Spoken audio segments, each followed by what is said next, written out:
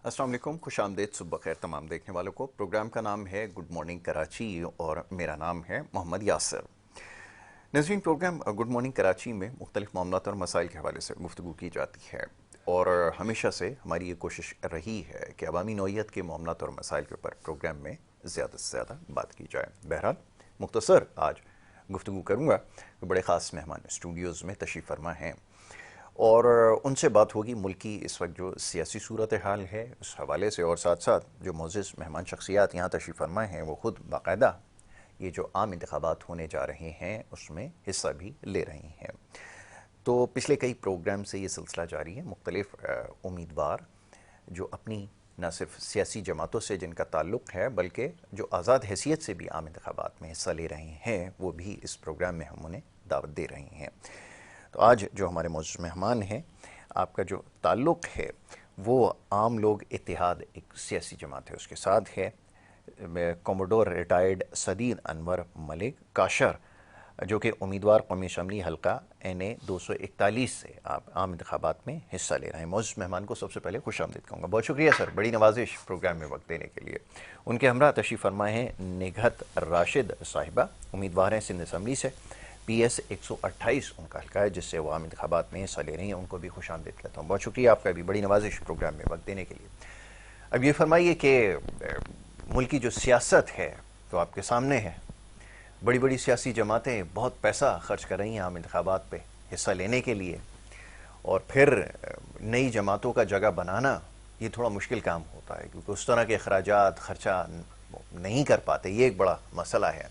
तो कैसे इस आम इंतखाबात को देख रहे हैं? पहले तो ये मैं आपसे जानना चाहूँगा आपके ख्याल में कि जो शफाफ इंतखाबात की बात की जाती है ये हो सकेंगे, और आप अपने आप को कहाँ देखते हैं? ये बड़े बड़े उम्मीदवार जो इस वक्त मैदान में हैं किस तरह देख रहे हैं खुद को, ज़रा फरमाइएगा।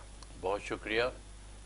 देखें, हम आम लोग हैं। बिल्कुल ठीक। और आम लोगों को रिप्रेजेंट कर रहे हैं। बिल्कुल ठीक। और आम लोगों के लिए ही काम करेंगे। बहुत अच्छी बात। हमारे बानी, हमारे रहबर जस्टिस वजूद्दीन अहमद हैं जी। उनको तकरीबन तमाम पाकिस्तानी जानते हैं। यकीनन। उनकी रेपुटेशन, और उन्होंने जब शुरू किया था तो उन्होंने ओथ लेने से यहाँ पे हाई कोर्ट में चीफ जस्टिस थे, उसके बाद वो सुप्रीम कोर्ट में गए जी। और सुप्रीम कोर्ट में कुछ अरसे के बाद उन्होंने चीफ जस्टिस बनना था जी। लेकिन जब कोई गैर कानूनी डिमांड की गई उनसे, जी। यानी उनसे कहा गया कि ओथ लें मार्शल लॉ के लिए, तो उन्होंने रिफ्यूज़ कर दिया। बिल्कुल। जबकि आपको पता है प्रोटोकॉल में टॉप पोजीशन में जो 3-4 पोजीशन है उसमें एक चीफ जस्टिस ऑफ पाकिस्तान होते हैं। बिल्कुल बिल्कुल। उन्होंने उससे रिफ्यूज़ किया और वहाँ से वो उन्होंने ज्वाइन किया पाकिस्तान तहरीक इंसाफ, और उसके अंदर भी आके उन्होंने देखा कि लोग उस शफाफियत से जी इंसाफ नहीं कर रहे, तो उन्होंने 3-4 पॉइंट वहाँ पे बताए जो कि उनके एक्सेप्ट नहीं हुए। उन्होंने कहा मैं गैर कानूनी कोई बात को फॉलो नहीं करूँगा, नहीं कर सकता, क्योंकि पाकिस्तान में 75 साल हो गए हैं हमें, और जहाँ पे हमें होना चाहिए था हम वहाँ पे नहीं हैं। नहीं, अनफॉर्चुनेटली यस। और ये अनफॉर्चुनेटली, लेकिन इसमें कसूर किसका है? कसूर हमारा अपना है कि हमने अपने वोट उन लोगों के दिए जो खुद गर्ज थे या नाअहल थे। बिल्कुल ठीक। अब हम ऐसी पार्टी बनाना चाह रहे हैं, पार्टी बनी हुई है जिस पार्टी में से हम इलेक्शन में हिस्सा भी ले रहे हैं, जो कि बेगर्ज हो और अहल लोगों को ले रहे हैं। हमने बहुत स्क्रूटनी, जस्टिस साहब ने सबसे पहले तो उन्होंने कहा कि जी मैं कोई दुनियावी ओहदे अपने पास नहीं रखना चाहता। ठीक। वो ना तो चेयरमैन है ना वो प्रेसिडेंट हैं। बिल्कुल ठीक है। पार्टी का कोई ओहदा नहीं, लेकिन वो उनको हम रफ़ीक या रफ़ीकी आला कहते हैं। वो सब हमारे साथी हैं। बिल्कुल ठीक है। और उन्होंने तमाम ओहदे लोगों में डिस्ट्रीब्यूट किए हुए हैं, और हम आम लोगों के लिए हमारा मतम नज़र सिर्फ और सिर्फ वेलफेयर عام لوگوں کا ویلفیئر ہے. بہت خوب. اس کے اندر دیکھیں ہمیں عام آدمی کی جو پرابلمز ہیں ان کی بڑی میٹنگ ہوئی ہم نے. جی. اس میٹنگ میں نشاندہی کی گئی کہ عام لوگوں کے لیے کیسے کچھ کیا جائے. ہمیں ان کی پتہ ہے بے روزگاری ہے, جی. جوانوں کی, آدمیوں کی بے روزگاری ہے, تعلیم میں بہت پیچھے رہ گئے ہیں. دیکھیں ہمارے ساتھ کے یا ہمارے زمانے کے بعد کے کچھ لوگ, کچھ ممالک آزاد ہوئے جی. اور وہ ہم سے کہیں آگے پہنچ گئے. بالکل ٹھیک ہے. کوریا ہے, ملیشیا ہے, بالکل. سنگاپور ہے, یہ ہمارے بہت بعد آئے تھے جی. اور اب ہم سے بہت آگے بڑھ بہت گئے. آگے. ان سب چیزوں کو آگے رکھ کے ہمیں کیا چیز ہے جو ہمیں آگے لے کر جا سکتی ہے. جی. سب سے پہلے ان میں ہماری جو ہے وہ علم کی سائٹ ہے. بالکل. باقی تمام پارٹیاں بھی آتی ہیں اور کہتے ہیں ہم نے تعلیم میں یہ کر دینا ہے, ہم نے ہیلتھ میں یہ کر دینا ہے, لیکن ہم نے پورا اس کا آؤٹ لے بنا کے رکھا ہوا ہے. جیسے ہی ہماری پارٹی پاور میں آئی تو ہم نے اس کو قانونی طور کے اوپر اس کی شروعات کر دینی ہے. بالکل ٹھیک ہے. لوگ کہیں گے جی آج تک مجھے ایسا کوئی پلان کسی سے نظر نہیں آیا. فار ایگزامپل ابھی میں باری باری آپ کو تمام چیزیں بتاتا چلتا ہوں. جی. تعلیم کے میدان میں دیکھیں ہمارے عام آدمی جو ہے وہ گورنمنٹ اسکولوں میں پڑھتے ہیں. بالکل ٹھیک ہے. 4% آدمی جن کو میں نے شروع میں آپ کو بتایا تھا کہ ہمارے اوپر مسلط ہیں, جی. جی. ان 4% لوگوں میں سے چھوڑ کے جو 96% ہیں ان کے بچے ان اسکولوں میں جاتے ہیں جن میں نہ تو استاد ہیں, بالکل ٹھیک ہے. گھوسٹ ٹیچرز ہیں, یقیناً. نہ کوئی لیبارٹریز ہیں, نہ کوئی آئی ٹی لیبارٹریز ہیں, نہ کوئی آئی ٹی سینٹرز ہیں, اور ایسے چلتے جا رہے ہیں. ابھی ان کا مقابلہ ان 4% سے ہوگا جو پرائیویٹ اسکولز ہیں جی. یا جن کے بچے باہر سے پڑھ کے آتے ہیں. مقابلہ نہیں ہو سکتا. نہیں ہو سکتا. ان کو مین اسٹریم میں لانے کا ایک آسان چھوٹا سا ہم نے قانون بنا دینا, بالکل. اور وہ یہ ہے کہ جناب تمام ایم این ایز اور ایم پی ایز ان کے بچے اور ان کے پوتے اور نواسے گورنمنٹ اسکولوں میں داخل ہوں گے. ابھی اگر یہ چیز ہم پایا تکمیل کو پہنچ جاتے ہیں, اگر کسی ایم این اے یا ایم پی اے کا بچہ کسی نان گورنمنٹ اسکول میں ہوگا, ٹھیک ہے, تو اس کی ایم این اے شپ ختم کر دی جائے گی. بہت اس کی ختم کر دی جائے گی. خیال ہے. اگر یہ جب یہ قانون آ گیا تو یقین مانے ہمارے گورنمنٹ اسکول کے جو سٹینڈرڈز ہیں وہ کہیں سے کہیں پہنچ جائیں گے. بہت خوب. اور جب وہ آ جائیں گے تو یقین مانے ہمارے جو 96% لوگ ہیں وہ قومی دھارے میں آئیں گے. بہت اچھی بات. دیکھیں اس کے بعد اگلا یہ پوائنٹ ابھی میں اس کی فردر ڈیٹیل ہمارے پاس بہت لمبی ہے. جی جی. سارا پروگرام آپ کا اس میں کیسے کریں گے, لوکل لیول کے اوپر, نیشنل لیول کے اوپر, لیکن اس کا بیسک آئیڈیا آ گیا ہمارے پاس. بہت اچھا ہے. دوسرا پوائنٹ ہے ہمارا ہیلتھ کا. جی. ایک صحت مند قوم جو ہے وہی دنیا میں آگے بڑھ سکتی ہے. بالکل ایسا ہی. بالکل حقیقت ہے.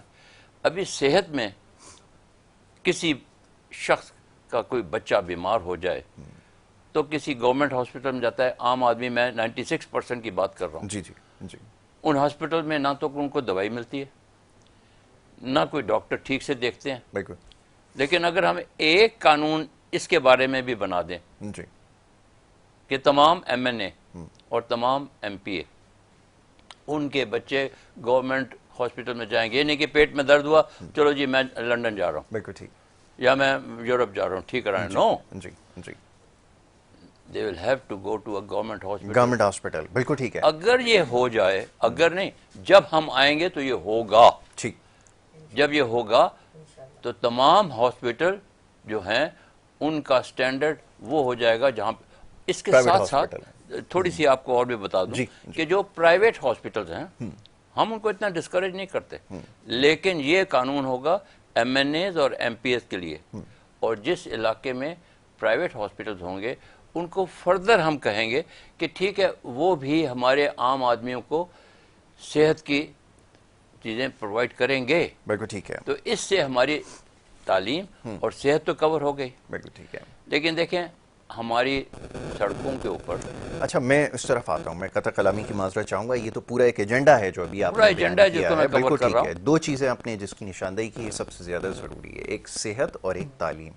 جو کہ کسی بھی سیاسی جماعت کے منشور میں ہمیں شامل نظر نہیں آتی. اور اس کی وجہ کیا ہے؟ جیسے ابھی کامریڈ صاحب فرما رہے تھے کہ دو چیزیں ایسی ہیں بنیادی کہ اگر ایک عام آدمی کو میسر ہوں تو پھر وہ قومی دھارے کا حصہ بن بھی سکے گا اور ایک صحت مند معاشرہ بھی تشکیل پا سکے گا. نگہت کی طرف آؤں گا. نگہت یہ فرمائیے گا کہ آپ بھی اسی پارٹی سے آپ کی وابستگی ہے اور کیا سوچ رکھتی ہیں؟ خاص طور پر نوجوانوں کو مواقع دیے جانا اس وقت کی ضرورت ہے, تو آپ نے کیا سوچ رکھا ہے اس پارٹی کے ساتھ خاص طور پہ؟ کیا کیسے وابستگی ہوئی؟ تھوڑا اس کا بھی تذکرہ کیجیے, اور کیا آپ سمجھتی ہیں کہ نوجوانوں کو کیسے اس میں موقع مل سکتا ہے, یہ ذرا فرمائیے. بسم اللہ الرحمن الرحیم. السلام علیکم. وعلیکم السلام. خود سے جیتنے کی ضد ہے مجھے, خود کو ہرانا ہے. خود سے جیتنے کی ضد ہے مجھے, خود کو ہرانا ہے. میں بھیڑ نہیں ہوں دنیا کی, میرے اندر خود ایک زمانہ ہے. واہ, بہت خوب. میرا نام نگہت راشد ہے اور عام لوگ اتحاد کی طرف سے نامزد کردہ امیدوار ہوں برائے صوبائی اسمبلی. ٹھیک. اور جیسا کہ آپ نے ابھی کمودور سعید صاحب نے بتایا ہمارے جسٹس صاحب کے بارے میں, ہماری پارٹی کے رہبر و بانی جناب جسٹس وجیہ الدین احمد ہیں, اور ماشاءاللہ ان کا جو ویژن ہے اور جو ان کا مشن ہے اور جو ان کی سوچ ہے وہ صرف بات کرتی ہے عام لوگوں کی. بالکل ٹھیک ہے.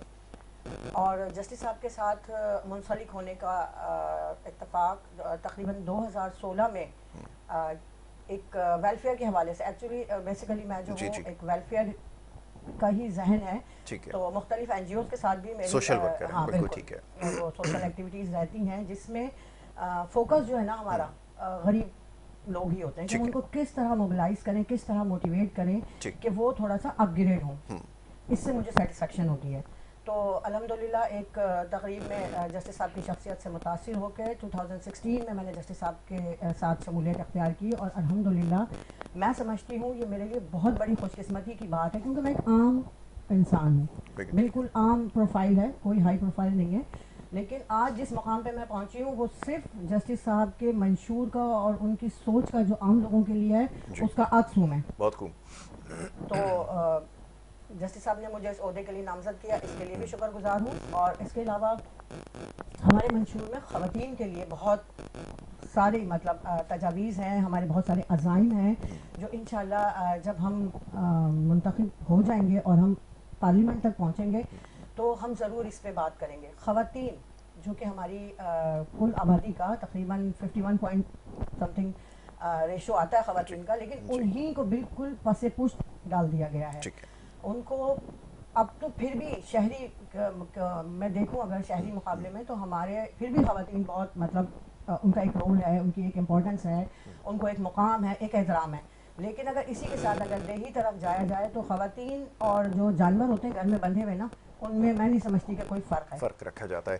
لیکن بات مختصر کروں گا, ذرا یہ فرمائیے کہ جب آپ عام انتخابات میں حصہ لینے جاتے ہیں تو آپ کو جس حلقے کی آپ نمائندگی کرتے ہیں وہاں کے مسائل سے آگاہ ہونا ضروری ہے. کون کون سے ایسے مسائل ہیں جس کو آپ سمجھتی ہیں کہ آپ ایڈریس کر سکتی ہیں؟ ذرا پہلے اس کا تذکرہ کیجیے. اور سب سے بڑی بات جو ہے نا جسٹس صاحب کی اس بات کی روشنی میں بتاؤں گی, جیسا کہ ان کا کہنا ہے کہ عام لوگوں کو پارلیمنٹ تک پہنچانا. ٹھیک ہے. اور عام لوگوں میں سے ہی نکلیں گے, جو جس علاقے میں رہتا ہے.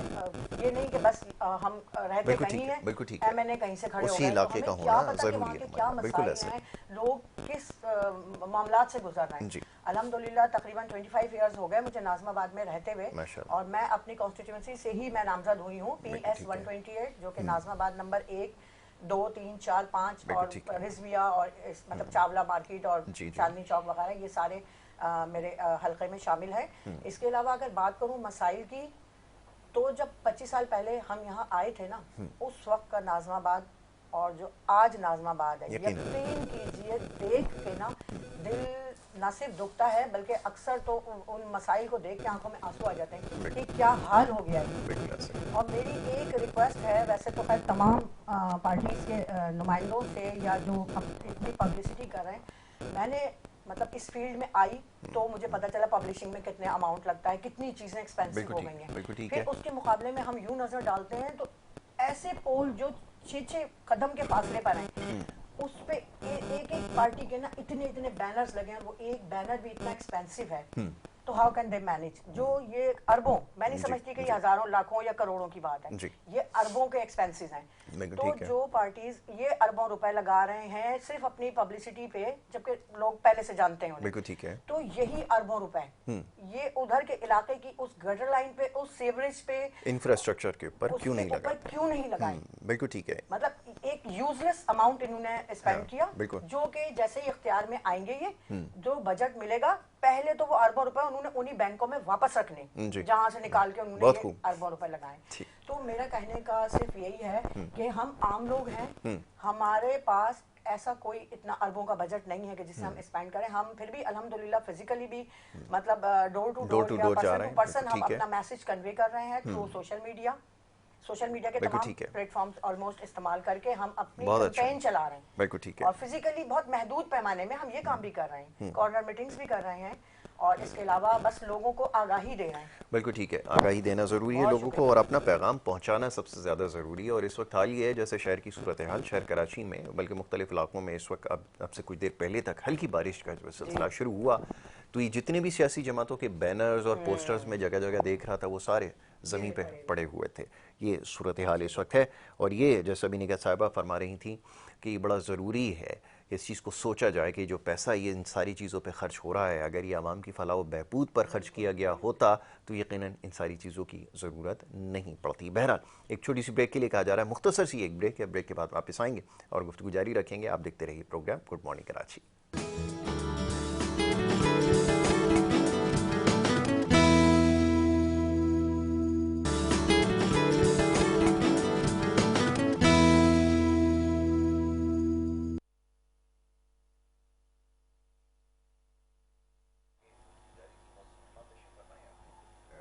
حلقے کے حوالے سے بات ہو رہی تھی, اور اس کے علاوہ جو اہم قومی مسائل ہیں اس پہ گفتگو کر رہے تھے کوموڈور ریٹائرڈ سدین انور ملک کاشر صاحب. تشریف فرمائیں. سر, بریک پہ جانے سے پہلے آپ نے اپنے پارٹی کا منشور جو ہے وہ بتایا کہ صحت اور تعلیم کے حوالے سے کیا کچھ کرنے کا ارادہ رکھتے ہیں, اور آگے میں چاہوں گا اگر منشور کے حوالے سے مزید بتا دیا جائے تو زیادہ بہتر ہوگا, تاکہ دیکھنے والوں کو یہ سمجھ میں آ سکے کہ پارٹی کیا کچھ کرنے کا ارادہ رکھتی ہے مستقبل میں. فرمائیے گا. بہت شکریہ. دیکھیں, ابھی اس کے بعد بے روزگاری کو ہمیں سب سے پہلے ختم کرنا ہوگا. بالکل ٹھیک ہے. یہ ایک سیوک فینومینا ہے کہ جیسے جیسے وقت گزرتا جا رہا ہے, جو رورل دیہاتی آبادی ہے وہ شہروں کی طرف آتی ہے. جی. نیو یارک جس کی چند لاکھ آبادی تھی, اب وہ 2.5 کروڑ سے اوپر پہنچنے والا ہو گیا. اسی طریقے سے وہی چیزیں ہمارے پاس بھی ہو رہی ہیں. جب یہ لوگ شہروں میں آتے ہیں تو یہاں پہ مینلی ان کو باعزت روزگار دینے کے لیے ہمیں ان کو TVET ٹریننگ ان ووکیشنل ایجوکیشن جو ہے ان کے لیے ہم نے مہیا کرنی ہوگی, تاکہ ان کی انڈسٹری میں کھپت ہو سکے. نمبر 1 انڈسٹریز ہوں, انڈسٹریز کے بعد ان میں ان کی کھپت ہو سکے. اور اگر ہم TVET کے پروگرام ویسے چلائیں گے جو ہماری پارٹی کے اندر ہم نے ان کو اس کا آؤٹ لے کیا ہوا ہے, اس کے مطابق جیسے جیسے ہمارے شہروں کی آبادی, چند سال پہلے کراچی کی آبادی 1 کروڑ بھی نہیں تھی, ابھی یہ 2.5 کروڑ کے قریب پہنچ رہی ہے.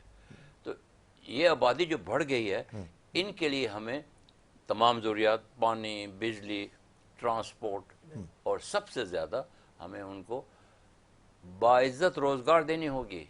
باعزت روزگار جو ہے وہ انڈسٹریلائزیشن سے ہوگی. ابھی اس کے اندر 2 پوائنٹ ہوا ہے, ایک تو آپ نے انڈسٹریلائزیشن کرنی ہے, اور دوسری جو ہے ان کے لیے ووکیشنل ایجوکیشنل پیدا کرنی ہے. ابھی دیکھیں, جب ہم ووکیشنل ایجوکیشنل پیدا کرتے ہیں تو ایک تو ہمارے اپنے ملک کے اندر ان کی کھپت آسانی سے ہو جاتی ہے. ٹھیک ہے. جیسے جیسے ہمیں ایک انڈسٹریز تھے وہ میرے پاس آئے, دیکھیں جی اب ہم کیا کریں, ہمارے مزدور جو ہیں وہ اس کوالٹی کے نہیں ہیں جس کوالٹی کی, جیسی زیادہ انڈسٹری آ رہی ہے اس انڈسٹری کے مطابق نہیں ہے. بالکل ٹھیک ہے. آپ ان کو ووکیشنل ٹریننگ پروگرام بنائیں. ہماری federation of chamber of commerce and industries نے بڑے اچھے پروگرام آؤٹ لے کیے ہوئے ہیں, ان پروگرام پہ عمل پیرا کرنا ہے. باقی سب کچھ اویلیبل ہے.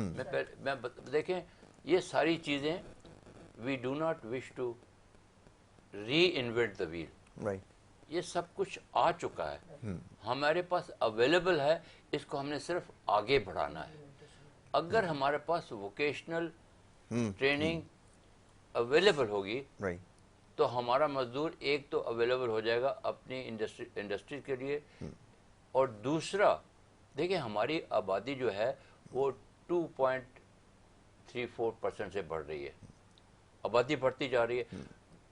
چند ایک یورپین, امریکہ, آسٹریلیا, جاپان وغیرہ میں وہاں پہ ان کی ریکوائرمنٹ سے آبادی کم ہو رہی ہے, ان کی 1.7 1.6 تک بڑھ رہی ہے, جو کہ ان کی جو ایکسپینشن ہو رہی ہے اس کے مطابق نہیں. تو میں یہ کہہ رہا ہوں کہ جب ہمارے ووکیشنلی ٹرینڈ لیبر اویلیبل ہوگی تو یہ لوگ آسانی سے وہاں پہ کھپت ہو جائے گی ان کی. ٹھیک ہے, ہمارے لوگ جو ہیں باعزت طور کے اوپر باہر بھی کام کر سکیں گے. ابھی ہمارے مزدور ان سے کمپیٹ نہیں کر سکتے.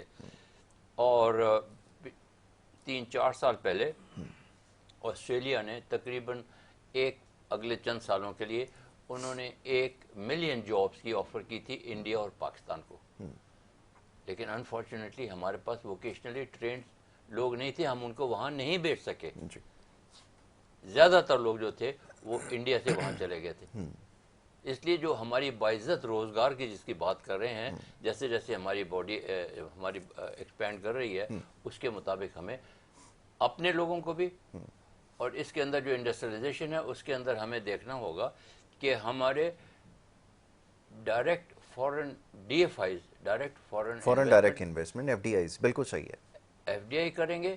لیکن بھائی آپ اپنے انڈسٹریز کو تو موقع دو, کیونکہ ہمارے ہاں ایسے بے تحاشا لوگ ہیں جو کہ انڈسٹریلائزیشن کر سکتے ہیں. ٹھیک ہے, جیسے وہ کرتے ہیں تو ان کو 25 چیزیں بتا دیتے ہیں جی کہ آپ نے یہ کرنا ہے, یہ کرنا ہے, این او سی فلانے سے لینا ہے. ریگولیشنز بہت زیادہ ہائیلی اوور ریگولیٹڈ ہے, آپ یہ کہنا چاہ رہے ہیں ریگولیشنز کو نہیں دینا ہم نے. بالکل ٹھیک ہے, ان کو بولیں جی یہ 15 چیزیں آپ نے کرنی ہے, ٹھیک ہے, وہ انڈیپینڈنٹلی کر لیں. بالکل ٹھیک اس ہے. میں ایک ہمارا تھا پی آئی ڈی سی, ایک ہوا کرتا تھا, جی جی, اس میں پبلک پرائیویٹ پارٹنرشپ میں ہم یہ بڑھ سکتے ہیں. اس سے پہلے میں آپ کو دوسری بات بتاؤں کہ دیکھیں اپنے انڈسٹریلائزیشن بھی جو پروگرام کو فالو کرنا شروع کریں گے, جیسے ہی ہم آ جائیں گے, جیسے میں نے آپ کو بتایا روزگار بھی پیدا ہوگا.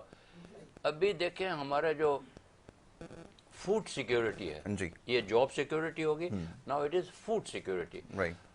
فوڈ سیکیورٹی کے اندر دیکھیں ہمارے ملک میں اس وقت 25-30 یا 35 من ہوتا ہے, ایک گیہوں ہوتا ہے 1 ایکڑ سے, جبکہ امریکہ کے اندر 90 سے 100 من ہوتا ہے. ہماری زمین بھی ویسی اللہ نے بنائی جیسے کہ وہاں پہ تھی.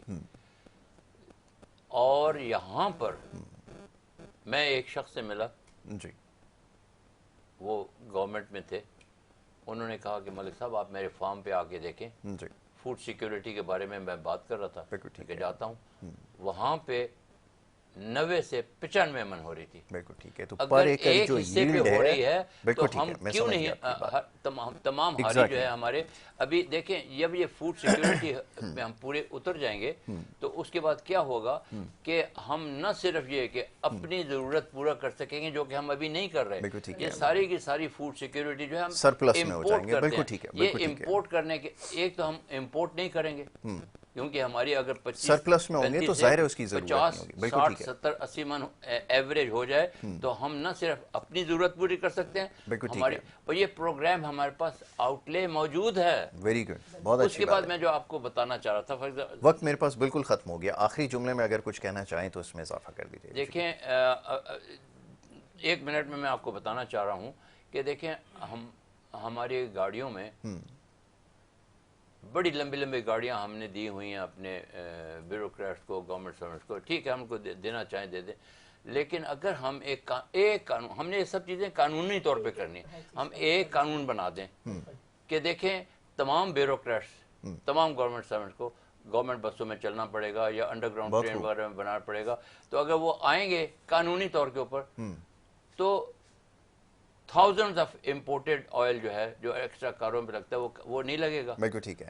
اور دوسرا یہ ہے کہ جب گورنمنٹ سرونٹس جو ہیں قانونی طور پہ ان بسوں میں آئیں گے, نمبر 1 بسیں زیادہ ہو جائیں گی، اور نمبر 2 وہ کمفرٹیبل ہو جائیں گی. پتہ نہیں آپ نے کتنی بسوں میں سفر کیا ہے، آپ ایک دفعہ کریں تھوڑی دیر سفر کرتے ہیں تو پسینے پسینے ہو جاتے ہیں. بالکل ایسا ہی. یہ عام آدمی کو وہ فیسلٹی چاہیے جو کہ ہم نے پیدا کرنی ہے بھائی. اس کے علاوہ میرے پاس ابھی ہمارے منشور کی میں نے تو آپ کو 4 چیزیں بتائی ہیں. ٹھیک ہے، نہیں انشاءاللہ پھر کبھی موقع ملے گا تو اس کے اوپر آپ سے تفصیل سے گفتگو کروں گا. Thank you so very much. بہت شکریہ آپ کا کوموڈور ریٹائرڈ سدید انور ملک کاشر صاحب. نگہت راشد صاحبہ آپ کا بہت شکریہ. 241 سے میرا بالکل ٹھیک ہے. 241 آپ کا ہے اجلاس صاحب کو ایڈریس کر.